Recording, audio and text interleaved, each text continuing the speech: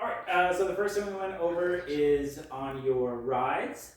So typically, it's going to be expected 1, 2, 3, and 4. You're going to ride around kind of on your right leg the whole time. You were switching it up to compensate for the ankle and riding around on the left. Totally fine. Yeah, looks good.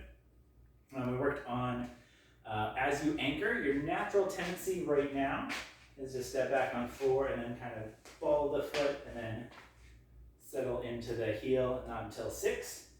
Make sure that you're stepping on 4 into the 5 and 6, really landing on that heel. The exercise you propose that I think will be great for a number of reasons is 5 and 6, like purposely leaving that toe off the ground to force yourself in the heel.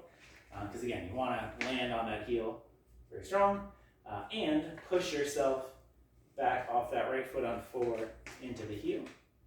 Next up, we've got sending and receiving just in general. Just a moment.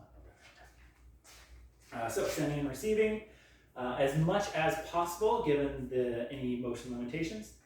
So you're going to send off that left ankle, land on the right foot. And then if you can manage to send yourself off the right foot and land on the left, great. If you can't, just kind of land on the left foot and then push from that back heel, or from the ball of the foot on the back, creates the same line. Let's see, here we go.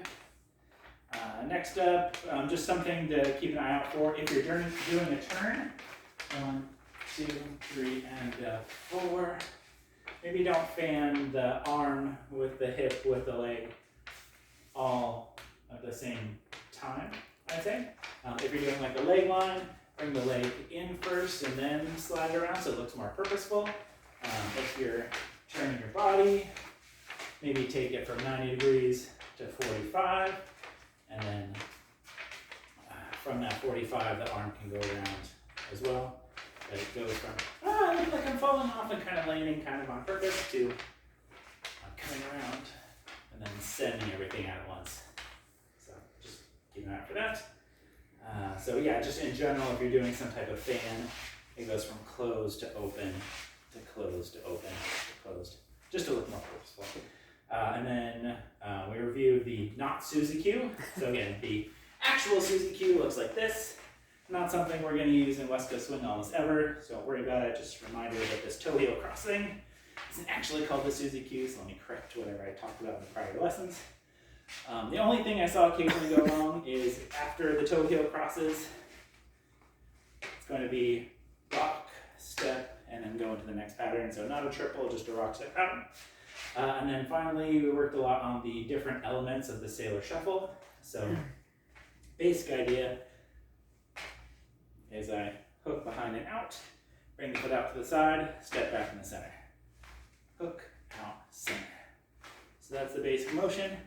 As I get that idea, I'm going to really land on that full foot in the center.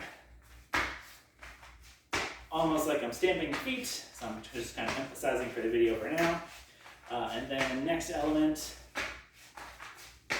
freezing that 2, freezing that 4, freezing that 6, freezing that 8. And then the final element for now is on 2, pushing off that foot, and then dragging it back in. And 4, 5, 6. So it just kind of turns. I'm tripling in a weird direction. 2, 1, 2. I'm a dance god! Look at me!